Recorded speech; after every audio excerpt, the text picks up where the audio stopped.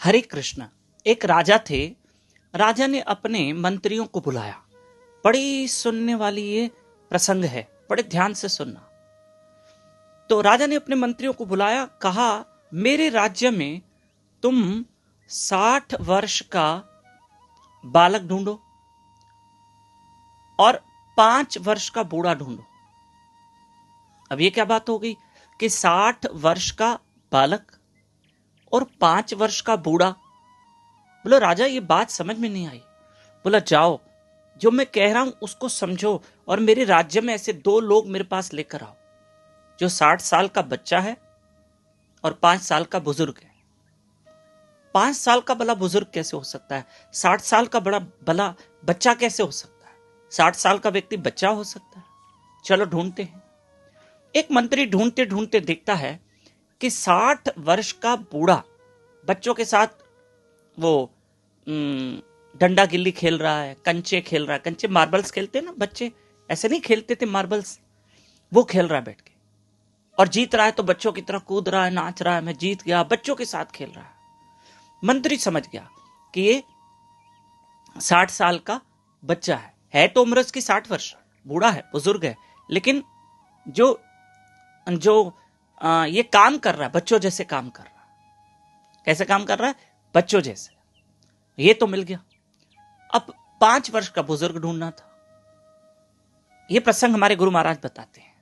तो ऐसे में क्या हुआ कि देखते देखते वो मंत्री एक जगह पहुंचा जहां छोटा सा बालक 5 वर्ष का होगा, जो एक आसन पे बैठ के लोगों को कीर्तन सुना रहा है, तोतली भाषा में या अपनी बचपन वाली भाषा में कह रहा है भगवान को याद करो, नाम स्मरण करो, अच्छे कर्म करो, लोगों में ज्ञान बांट रहा है जितना उस बच्चे को ज्ञान था और लोगों को कीर्तन करवा रहा है।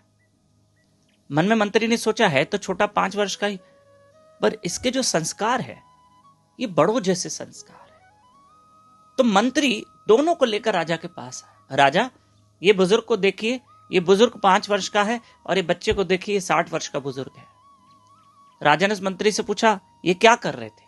बोला ये तो कंचे खेल रहा था, मार्बल्स, और क्या खेल रहा था वो डंडा गिल्ली खेलते थे ना बचपन में, वो खेल रहा।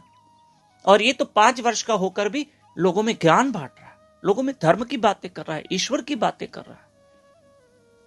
जब राजा ने उस मंत्री को मुंह मांगा इनाम दिया। क्या है इस कथा का सार?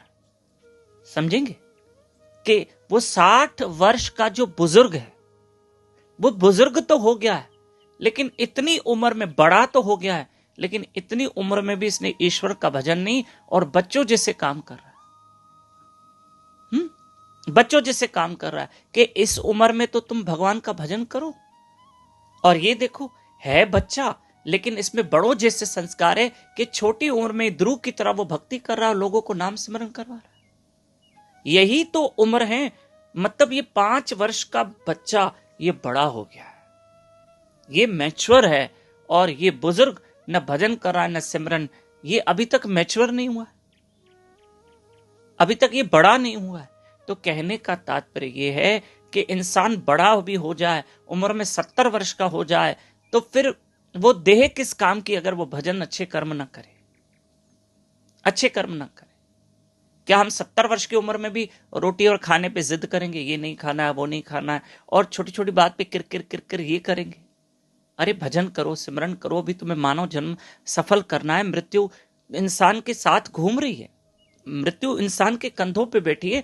भगवान सबको लंबी आयु, दीर्घ आयु दे, स्वस्थ शरीर दे, पर एक दिन तो जाना है भैया, कुछ करके जाओ। 70 वर्ष में भी तुम यहां वहां घूमने की सोच रहे हो, अब तो तीर्थों में जाओ। और भजन जहां छोटा 5 वर्ष का बालक नाम सिमरन करवा रहा है, तो यही तो उम्र है भजन नाम सिमरन करने की। कि हमारे गुरु महाराज कहते हैं एक हाथ में माला और एक हाथ में डिग्री लेकर आओ। एक हाथ में माला जपो तो एक हाथ से डिग्री भी लेकर आओ। दोनों हाथ अपने क्या करो, भरे रखो, खाली मत रखो। एक हाथ से डिग्री पढ़ाई करो और एक हाथ में प्रभु का भजन, हरे कृष्ण कृष्ण कृष्ण हरे हरे, हरे राम राम राम हरे हरे। ये कथा आगे फॉरवर्ड करना।